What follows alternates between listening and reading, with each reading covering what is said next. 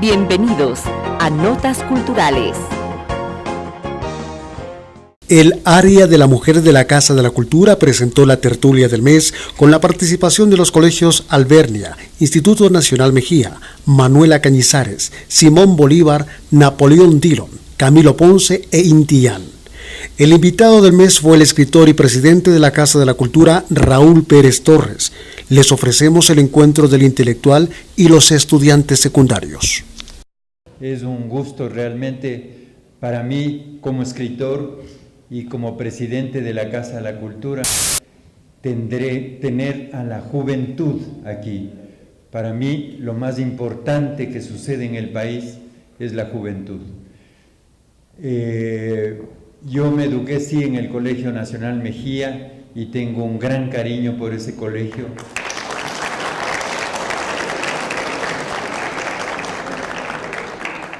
Porque creo que desde allí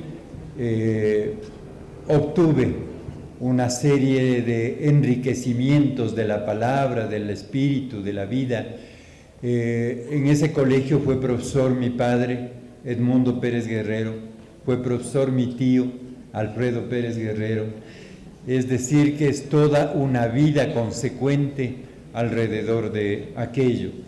Mi padre murió cuando yo tenía 5 años, pero en todo caso me legó toda su inteligencia, toda su reflexión, toda su sabiduría y especialmente una biblioteca muy grande de la cual disfrutamos con mis 3 hermanos durante todo el tiempo.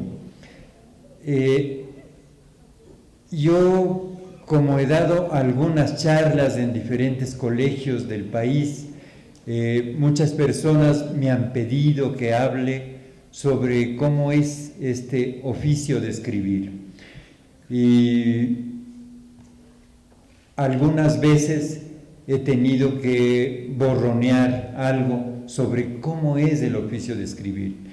Lo que yo les voy a leer es una aproximación, pero solamente personal, porque cada escritor tiene su forma de trabajar, cada escritor sabe cómo tiene que proceder según el carácter, según las formas que cada uno tiene de escribir. Yo creo que esto que les voy a leer es una especie de striptease. ¿Sí saben lo que es striptease? Bueno, una especie de desnudamiento alrededor de cómo es el oficio de escribir. Para lo que necesito un poquito de silencio, porque el rumor es lo más molestoso cuando una persona está leyendo o está hablando. Y dice así: si un hombre atravesara el paraíso en un sueño y se le diera una flor como prueba de que estaba allí, y si al despertar encontrara esa flor, entonces ¿qué? Esta frase citada por Borges no es quizá lo que más nos acerca a ese misterioso, tortuoso y desesperante oficio de escribir. A mí al menos me sucede que muchos cuentos, muchos pasajes de novela han salido de mis manos justamente como en sueños, para encontrarme al otro día con esa flor, el texto, cuyos pétalos me impresionan por eso, porque era una flor percibida en sueños y que luego la encontraba tangible, viva, palpitante. Particularmente nunca he podido organizar esquemas, teorías y todas esas cosas terriblemente serias y especializadas de la literatura. Inclusive la crítica estructuralista la he sentido en ciertos momentos como una autopsia sobre un muerto. El escritor, como todo ser humano, es una contradicción viva, permanente, y son quizá esas contradicciones las que me obligan a escribir, a dar paladas de ciego con las palabras, a buscarme y buscar mi conexión, mi comunicación con el mundo, que en la vida real se da cada vez más tenue y desorientada, tal vez por efectos de un sistema que nos aliena e individualiza hasta el punto de hacernos olvidar el ser social que llevamos dentro, aunque esta alienación también alimenta de alguna manera, consciente o inconscientemente, el trabajo del escritor. Más aún si sabemos que todo arte se desprende del contexto social y político en el que se desarrolla. Yo creo que empecé a escribir por temor, por el miedo que sentía al quedarme solo en mi dormitorio frente a una noche larga, eterna, poblada de fantasmas y de sombras. Allí comencé a planificar otros mundos, a leer, a inmiscuirme en otras aventuras, a sentirme un gran titiritero que manejaba los hilos del mundo, de un mundo creado por mí y para mí, un mundo que quizá me alejaba dulcemente de lo prosaico, de lo vulgar, de lo agresivo, del mundo que encontraba al salir de mi cuarto. Y que además me daba un pequeño poder, porque me permitía manejar la vida literaria, a mi antojo. Más aún si se consideraba que había de por medio en mí un carácter completamente introvertido, tímido, neurótico y hasta cobarde. Empecé a escribir entonces, a forjar historias en las cuales yo era siempre o el héroe o el mártir. Un juego que a falta de amigos me proporcionaba el placer de tenerlos y hacer de ellos lo que me viniera en gana. Luego, sin darme cuenta, como sucede con cualquier otro vicio, esa droga, la literatura, se fue metiendo en mí de tal manera que ahora, cuando de alguna forma he derrotado al miedo y a la soledad, rellenándola de palabritas, de jeroglíficos, cuando me he dado cuenta que la escritura es también un acto de solidaridad humana, un acto que nos lleva por laberintos oscuros al centro del hombre, al centro de la mujer, que es un juego donde se potencializa la sensibilidad y el asombro, donde se produce como en un caleidoscopio el color de los pueblos y de los hombres. Cuando he reflexionado sobre todo esto, digo, el miedo subsiste, pero es un miedo que se parece mucho al miedo que se siente cuando por primera vez vamos a hacer el amor. Miedo a que salga mal, a que no conectemos con el duende de la palabra, a que no seamos capaces en el terreno, es decir, en la hoja de papel, en el otro cuerpo, de demostrar y experimentar lo que tan claro tenemos delineado en el cerebro y en el corazón. Porque la escritura, como cualquier manifestación de arte, es simplemente un acto de amor. Y de ese acto de amor se da en las transgresiones, ese terreno hermoso del erotismo, donde aparece la muerte y la continuidad con una dialéctica obsesiva, donde se va sintiendo la voluptuosidad de la palabra, su poder de sugestión y de abrazo.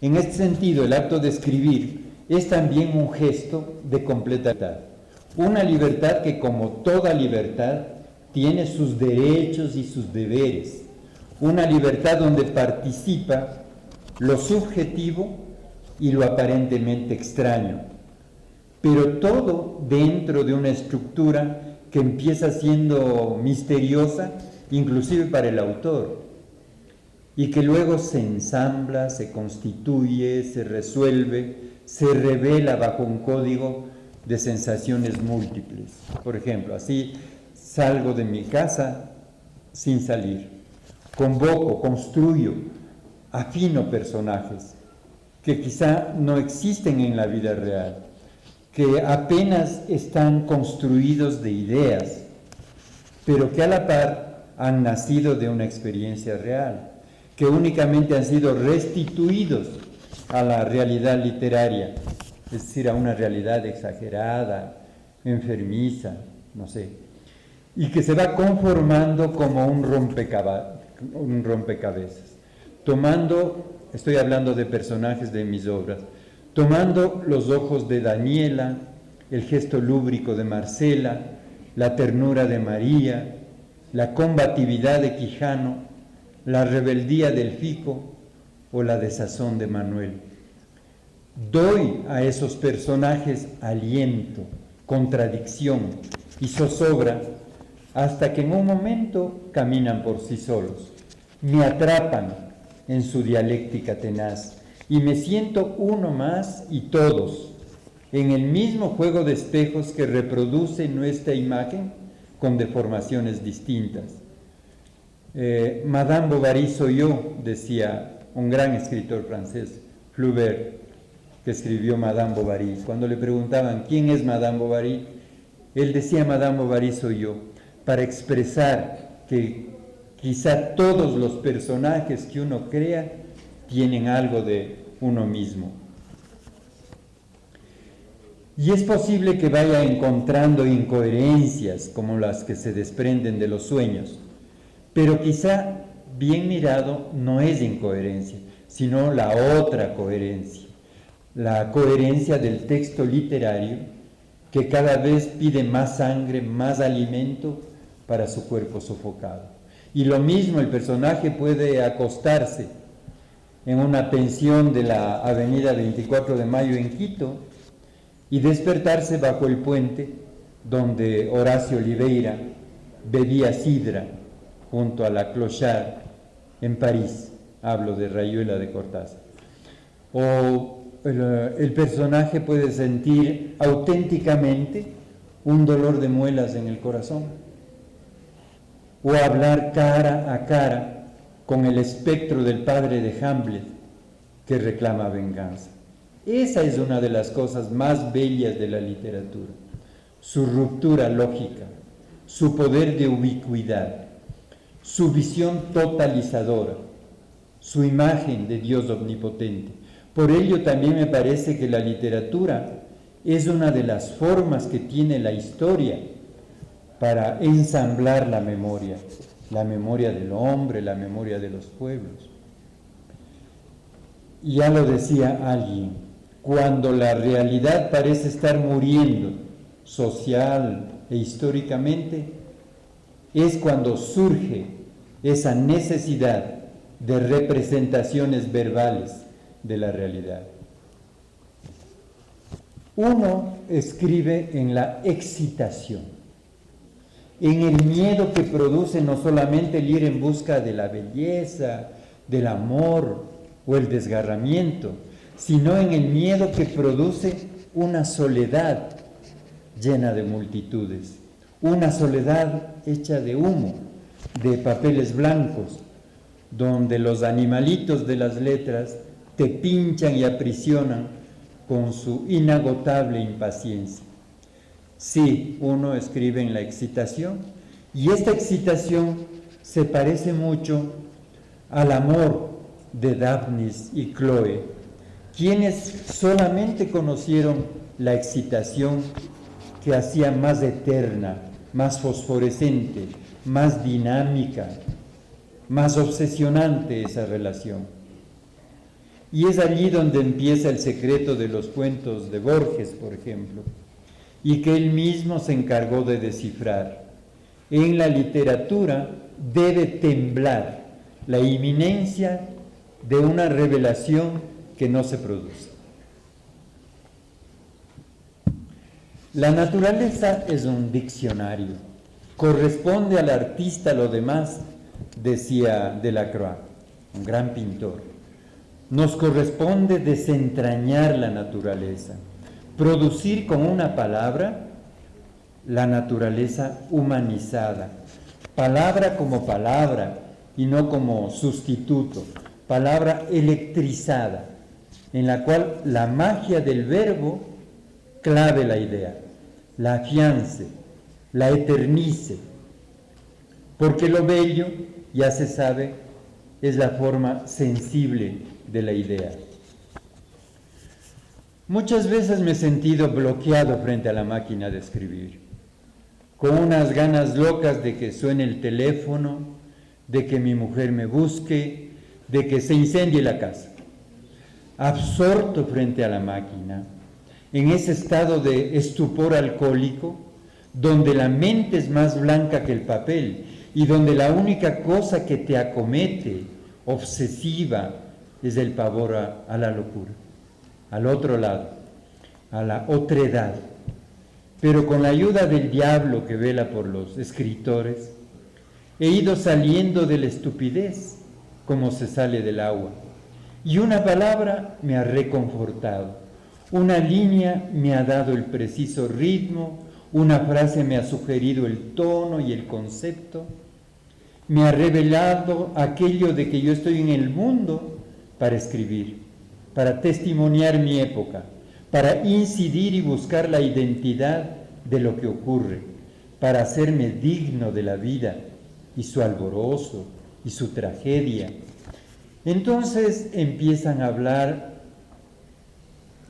mis órganos, habla mi nariz y mi frente, mi vientre y mis manos, y me lleno de una literatura que obra en mí como el suero en el intoxicado, porque también esa literatura que se va formando se convierte en el sillón del psicoanalista, en el vaso del bebedor, en el bastón del ciego, y el texto va creciendo por sí mismo, adquiere sus alas propias, empieza a ser inteligible casi sin necesidad de reflexión, es decir, sin una reflexión fría o calculadora. Y uno, el escritor, es el primer sorprendido de ver que la obra se ha desarrollado con una estructura autónoma y una economía interna que los críticos llaman nivel sincrónico. Aunque escribir es también a veces asqueroso, te llenas de una asquerosa ternura, de un asqueroso pesimismo, de una asquerosa maldad, de una experiencia vergonzante de la que sin embargo casi siempre sales purificado, porque su alegoría te transforma. Y a mí me sucede una cosa que quizás sea melodramática y hasta cursi, pero que lo digo porque está dentro de mi experiencia. Necesito sentirme bueno, conmigo y con los demás. Todos los días que voy a escribir, empiezo por darme un paseo por los alrededores de mi casa, pienso en mi vida, me tomo cuentas, hago un balance y en la desesperación frente a una maldad que siempre está al acecho, que siempre duerme a los pies del ser humano, busco la cara de Dios, clamo porque la tierra me entregue su energía, porque el agua, el aire, el sol, la noche me transmitan su sencillez prodigiosa. Y luego llego a mi escritorio, todavía nervioso, con un dolor punzante en el pecho, acomodo la máquina, afilo los lápices, dispongo las hojas, busco los cigarrillos, los fósforos, el café, cierro la puerta de mi estudio, desconecto el teléfono y al revés de Bacon, ya inmiscuido en la soledad de la creación que he escogido para siempre, mi instinto se prende.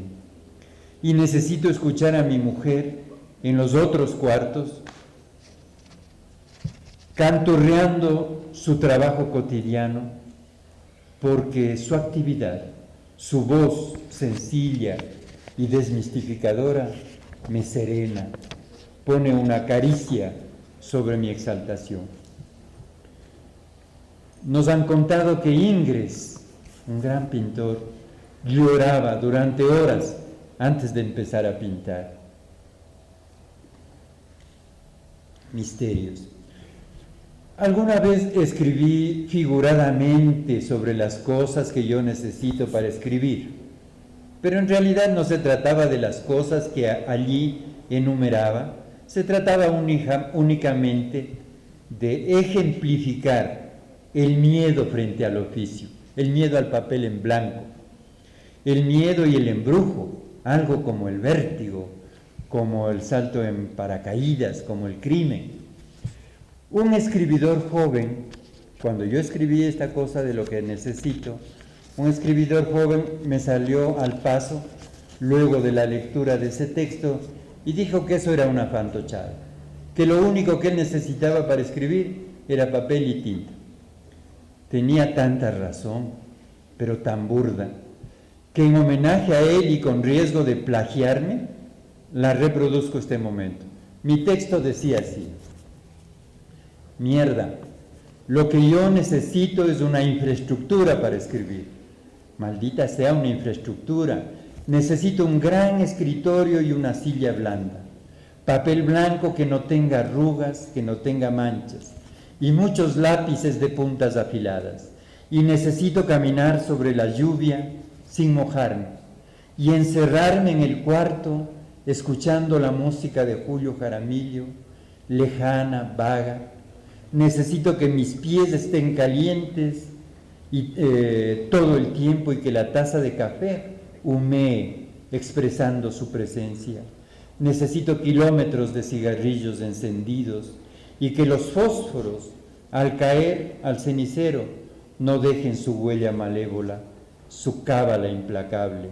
Necesito que la máquina sea negra y que la letra T quede justo a la altura del corazón, y también que al levantarme, medio sonámbulo e idiota por la escritura secreta de la noche, asiente primero el pie izquierdo y no en aquella tabla diferente. Necesito no mirarme al espejo, sino después de la primera página, para apreciar la huella que va dejando la grafía en mi rostro. No tocar el agua, ni el fuego, ni el aire, ni la tierra. Necesito el silencio más absoluto, con la música de Julio como un recurso, como un pasado. Paredes de corcho para que amortiguen las pisadas y las voces. Necesito aire tibio, que no permita filtraciones de ruidos. Necesito oler ajonjolí o amapola, o por lo menos cartucho, y que sean 3 o 5 o 7 los besos que me has dado, Laura. Al dejarme, necesito no recordar tu perfil, ni tu voz, ni tu epidermis. Necesito que mi mente esté en blanco, que no haya estrellas en el horizonte, ni luna, que no suene el teléfono, ni la cadena del baño. Necesito haber dormido, es un decir, toda la noche boca abajo y con las manos en el pecho. Necesito recordar la última pesadilla, asegurarme de que era literaria. Necesito que ningún bicho me pique en la pierna, ni en el brazo, ni en la espalda. Necesito ver los cuadros de la pieza bien dispuestos, más que todo el de Van Gogh, que siempre le da por amanecer chueco. Que las cobijas, al dejarles, no se asemejen a los mantos del Greco, es decir, que la realidad no copie del arte sus gestos solitarios. Necesito recordar lo que pasará mañana. 3 palabras necesito para empezar, o 5 o 7. También que me duela un poco la cabeza y el estómago. Necesito fumar mucho, empezar a temblar, que el cerebro se me embote con el humo, que haya alguna planta cerca de mis ojos, pero que no se le ocurra retoñar el momento en que la estoy mirando fijamente, lelo. Necesito plantas que no tengan hijos, que crezcan autónomas como las barbas de Quijano. Necesito ponerme la camisa que en Cruz Loma le cayó un poco de jugo de mango, como aquel del conocimiento de Daniela. Necesito un escritorio grande y una silla blanda, papel blanco que no tenga arrugas, que no tenga manchas. Necesito 3 palabras, necesito... Hasta aquí el artículo, que mal interpretado y todo, incluí en uno de mis libros. En cuanto a las formas, a los pequeños presagios, a las cábalas, tengo muchas, y con ellas me bato desde que amanece. prefiero escribir en las mañanas. La noche y el sueño obran como un filtro que cierne la imagen y la idea de una situación significante por obra y gracia de la literatura. Y de igual manera, siempre preferiría escribir en verano, aunque en el invierno hay algo que no se ha dicho nunca, como lo observa aquel poeta argentino enorme, casi desconocido en América, Massetti. En cuanto a los géneros, he incursionado en algunos de ellos: novela, teatro, poesía, a pesar de que piense que cada vez se van borrando más los límites impuestos por una preceptiva, trasnochada y caduca. En todo caso, quizás el género que nos escoge tenga mucho que ver con el carácter, con la idiosincrasia, con el temperamento. Siempre será ejemplificador lo que decía nuestro José de la Cuadra, ese gran escritor ecuatoriano, uno de los mejores cuentistas de América. Cuando le preguntaban por qué había escogido el cuento, él respondía: yo soy como los gallos, acabo pronto.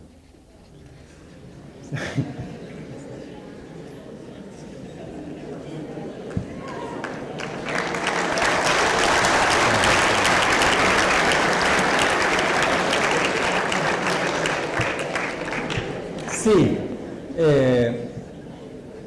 acabar pronto, decir las cosas como en un ataque, como en una convulsión, como en un abrazo, como en un espasmo.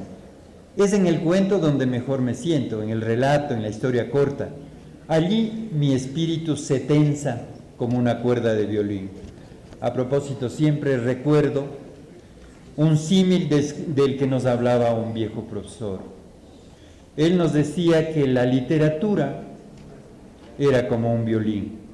Las palabras son las cuerdas del violín, pero es una sola la caja de resonancia.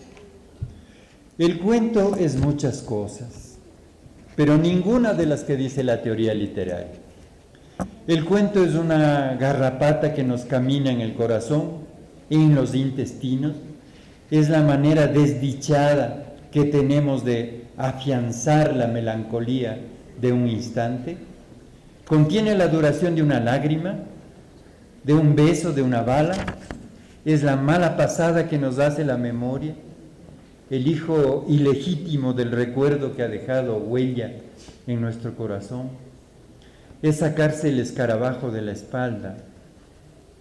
Es como el bolsillo del payaso, o el sombrero del mago, o la cartera de la mujer amada, donde siempre cabe algo que te sorprenderá. El cuento es un rayo, un deslumbramiento, una flecha encendida en la noche, una flecha que parte rauda al corazón de la inteligencia. En el cuento pretendemos atrapar el espacio y el tiempo de un solo manotazo, en una cohesión donde cada palabra tiene el deber de ser inteligente, cada final una descarga eléctrica, buscando lo que buscaba Eliot, la plenitud de la fórmula verbal. Si la novela es extensa, el cuento es intenso. Quizá por ello amo también la poesía, por su breve estallido, por ese orden lingüístico que define el misterio escondido en los hombres y en las cosas. Por su carácter subversivo amo la poesía, por su carácter verídico, sin apariencia, porque rompe la paz interior, porque se escribe con todo el cuerpo, no a los lados ni al contorno, sino en profundidad, porque la poesía es el ejercicio de la excitación de la inteligencia, de la vigilia de la inteligencia, porque agudiza y a veces quiebra todos los sentidos, porque uno siente la muerte y la vida como en la culminación del amor, de su deslumbramiento. Y luego el trabajo artesanal, el trabajo de orfebre, la necesidad de pulir y repulir la palabra, no solo con insistencia, sino más que todo con humildad, con la sencillez que practica el carpintero para hacer una silla, tratando de buscar la entonación, el ritmo adecuado, la respiración del texto, a fin de que llegue al lector, ese monstruo de 1000 ojos, de la manera más directa, más sugestiva, porque un libro empieza su circulación vital solamente cuando alguien lo lee. Desde luego el escritor es un insatisfecho, un contestatario, un vampiro nocturno que muchas veces se alimenta de su propia sangre y de la sangre de los demás. Su deseo no se colma, su obsesión no se serena, su desgarramiento no se precisa. A menudo lleva el escritor la culpa del mundo sobre sus hombros y también la esperanza, esa forma que tiene el hombre de aligerar su condena. Muchas gracias. Soy Fernanda Quinteros, vengo del Colegio Albernia. La mayor impresión que me llevo del autor es las formas en la forma en la que se expresa y dice y acreda sus libros. Soy Natasha, estudio en el Colegio Albernia y la tertulia me pareció muy centrada en él. Me encantó la forma de pensar, cómo se expresa, no se basa en libros, se basa en lo que piensa él y me encantó mucho la personalidad de Raúl. Mi nombre es Carlos Guerrero y soy de sexto curso. Hablando de la tertulia, me pareció algo enriquecedor, ya que fomenta nuestros valores hacia la literatura y en parte hacia la literatura ecuatoriana. Enriquecernos y a enfocar nuestro sentido en algo que nos lleve hacia un mejor estilo de vida y un mejor conocimiento hacia nosotros mismos. Muchas gracias. Mi nombre es Félix Sebastián Sánchez Morillo, pertenezco al Instituto Nacional Mejía, estoy en sexto D. Bueno, a mí me pareció una presentación muy hermosa porque nos hace, referir hacia la literatura como si es que esto en realidad fuera lo mágico, lo fantástico, los cuentos, los libros, todo se relaciona con todo este mundo. Gracias. Notas culturales.